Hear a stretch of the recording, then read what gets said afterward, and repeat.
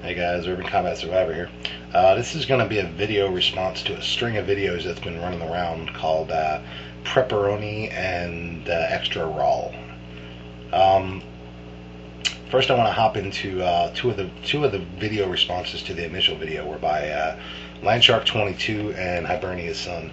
Both of those guys gave something specific as a cause for some kind of breakdown of the rule of law. And I just want to state that I think preparing for anything specific like that is kind of putting blinders on and narrowing the scope of your ability to respond to anything.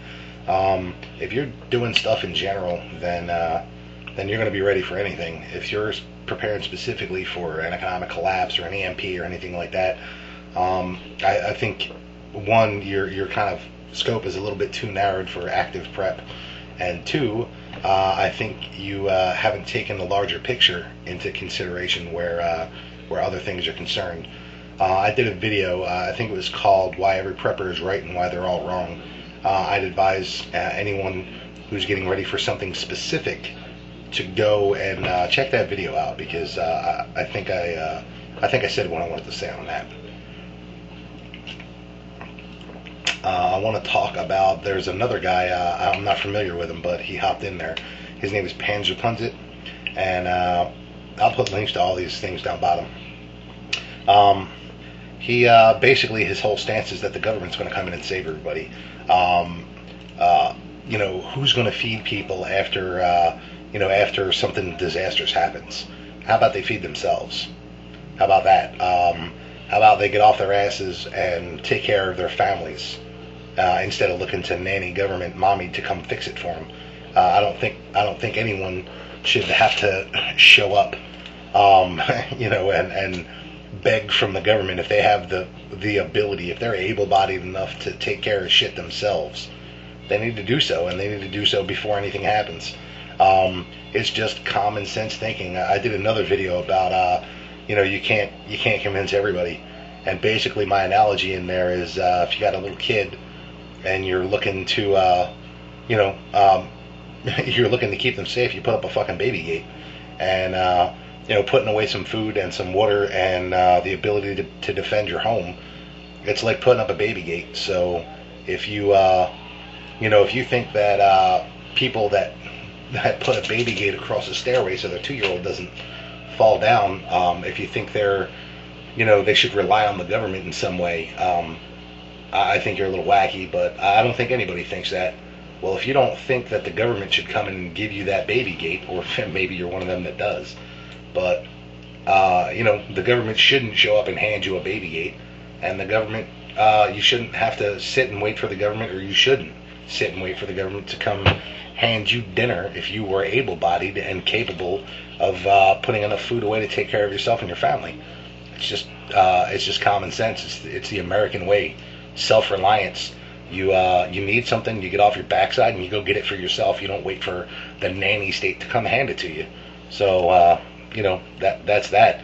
You talked about Haiti. You said they came together, and we must have been seeing different situations there, because as far as I saw, it was pretty friggin' immediate that there were gangs going around robbing, raping, taking whatever the hell they wanted in Haiti, because that place is run by fucking animals. So I didn't see all the community love that you saw, but hey, maybe I was just not seeing the right sources of information. It's possible. I'm not saying you're wrong. I just didn't see it. Chile was a better example. They responded quickly and aggressively to looting and shit like that. That's more like it. They responded quickly. And I'll tell you what, I didn't give money to either one of those situations, but if I was going to, it would have been Chile. Fuck Haiti. Chile at least were trying to take care of their own situation. But back to Haiti, these guys, man, they were showing up and demanding shelter. They were demanding food and water. It's sitting there. The planes are bringing it in. We demand it. They're gonna fucking riot because they didn't get free shit. You know what I'd have done? I'd have put everything back on the fucking planes and left them to their own devices. Is what I'd have done. But maybe I'm just a harsh guy. You made the perfect point without even meaning to make it. The government's not your mommy. You need to be ready to take care of yourself. You need to be ready to take care of your family, and you need to be ready to defend those things from people that are thinking the nanny state's going to come do it for them.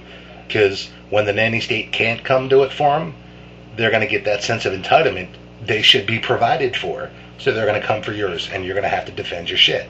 So that's that. And I want to get to both the original video and then the video response to Landshark from Roller Pauser.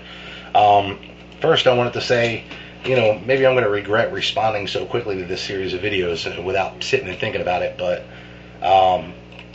it seems to me that you started your story, you started your first video on a note of self-sufficiency, and like kind of the moral of that story was working with what you have and working with yourself, getting things done for yourself.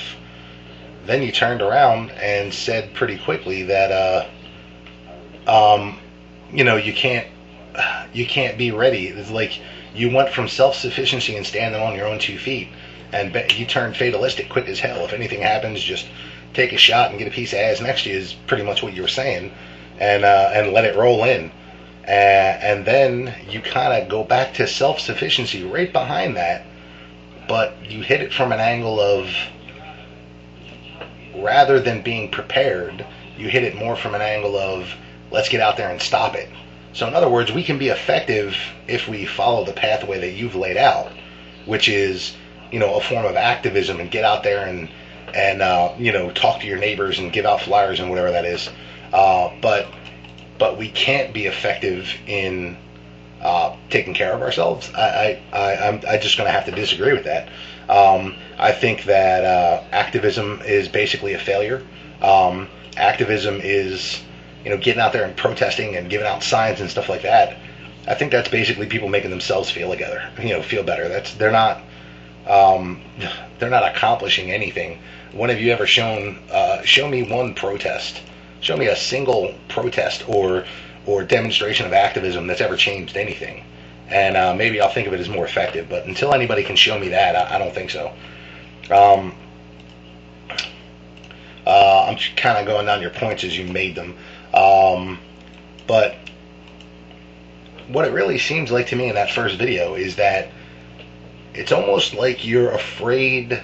Like you said, you have all this stuff, and the stuff you were listing off it's not shit that the normal person has. Most people don't have water purification, tents, guns.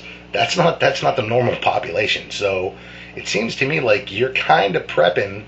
I don't know if you're denying it to yourself, or if you're just not wanting to present that because you're afraid that if you, by openly prepping, by openly being ready to take care of yourself and your family, you're admitting defeat on the activism side. And I don't know if you've seen that in your own videos. I could be wrong. Like I said, I could completely regret making this video so quickly because I haven't had a shot to really go and look at a bunch of your videos. I've only seen a few. So, but yeah, it seems to me that kind of like you're in that place where you're afraid to admit that it's okay to prep, because that's almost like admitting defeat with the activist stance that you have on altering government. And I'm not saying I disagree with the stance on that the government needs to be changed and that people need to get off the fucking fence and read the newspaper. I'm not disagreeing with that at all. But I am disagreeing with the kind of concept. You didn't say it, but it's what you portrayed. I don't know if you intended it, but this concept that you portrayed, that if you're prepping, it means you've basically given up. I don't think that's true. I haven't given up at all, but I'm. You ever heard the saying, pray to God but row for shore? Or if you'd prefer, prepare for the worst, hope for the best and prepare for the worst, if that's better for you, whatever. But it seemed to me like you were kind of conditioning your viewers with that, by giving examples of self-reliance where, you did your thing with the car and you didn't call AAA or a tow truck. You just, worked with what you had, which is exactly the right message. Then at the end, you kind of dump back into that activism thing. So I don't know if that was your intention, but that's at least what was portrayed to me in that video. I looked at your second video, your response to Landshark 22, and first, you seem to think it's some kind of conspiracy by like the rich people. They're gonna like drag us all down, and they're gonna make us poor, and but then you hop right into blaming the ignorant people who don't pay attention to what's going on. Well, my response to all of that is, then just be one of the ones that educates yourself and make sure you're in the big fucking house and not in the little tin shack. Those ignorant people are reaping the benefits of their own action or inaction. And, it's not your job to be their mommy. It's not the government's job to be their mommy. It's their own job to get up off their ass and do things for themselves. So that's just my take on that. You made a couple of references to Bolivia, how, it's going to be like that. And I think, honestly, if there's a breakdown of the rule of law, I think you need to look at Liberia a lot more than Bolivia. I think Liberia is a hell of a lot more likely in a lot of parts of this country. You made a point to get off the grid, make your own food, make your own fuel, that kind of thing. Brother, that's basically prepping. Yeah, that's good, solid advice till you get to the part where you say, make sure you buy from your countrymen. Well, look, I'm a patriot. I love my country. I absolutely love the United States. I was born here. And I'm not just one of those, weekend flag flyers. I'm definitely a patriot all the way through. But how the hell are we going to buy anything that's made in the United States when nothing's fucking made here anymore? Everything's made in China or Taiwan or Indonesia, or, I can pick up 5 things right here in front of me. I got a phone that was made in China. I got this cigarette roller made in friggin' Indonesia. I got a pair of clippers that are made in China. Anything I pick up is made someplace else. How the hell am I supposed to buy American? Nothing's produced here because of labor, because of socialist labor. They basically forced the entire manufacturing industry to death in this country. There's none left. So you can't buy locally anymore.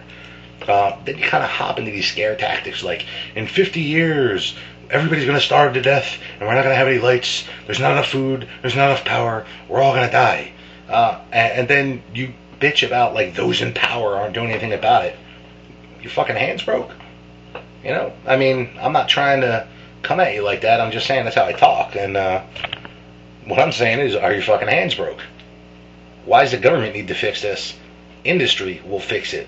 Look, the moment that there's a need for a true alternative power source, don't you think there's going to be 25 fucking companies out there providing stuff for that? I do. That's the way the free market works, as long as the government steps the hell out of the way and lets it happen. So, you said that you can't really fortify a position and survive. I agree completely. Watch my Safe Zone videos. That's why you need them. But then you talk about NATO coming in here. First off, let them come. The United States is NATO, basically. We are fucking NATO. Well, they got 14 guys in a donkey if we're not in there. So, and that's not even taken into account, I've talked about this in my videos too. If our economy dumps, trust me, their economy's dumping. They're going to be dealing with their own internal shit. They're not going to be dealing with anything else. The only real threat economically, even if, whether an economic collapse is the cause or the result of a breakdown of the rule of law, if that ever happened in this country, trust me, they're going to be dealing with their own shit. We make up too much of the global GDP for it not to be that. Any real military threat is going to come from Mexico, man. Not fucking NATO. Mexico, the drug cartels. The whole thing about Obama, you mentioned his race, like, people that are prepping are all racist. I'm just going to discard that as you didn't fucking mean it, because you strike me as more intelligent than that. Then at the end there, you say they're going to come for our guns, and then we're going to live like it's Bolivia.